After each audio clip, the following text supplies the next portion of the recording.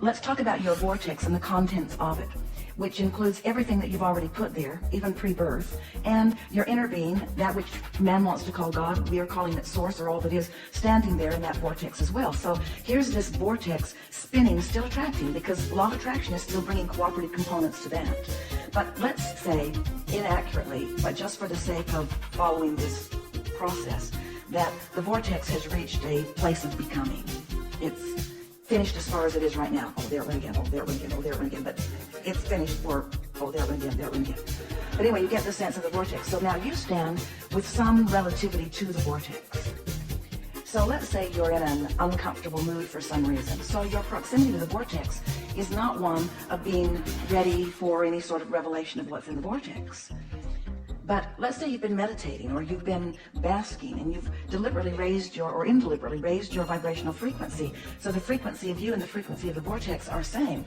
So now, because you've been asking, and because you were the genesis of the idea to begin with, now law of attraction is going to include you, and you are going to include the vortex, and there's going to be a rendezvous point, which we are describing as the contents of the vortex, or some of them flowing into your experience where you can experience the revelation of them.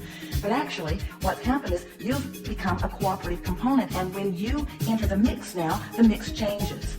So what you then perceive is again taking thought beyond.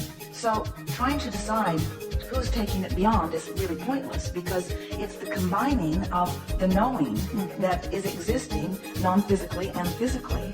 It is inevitable expansion.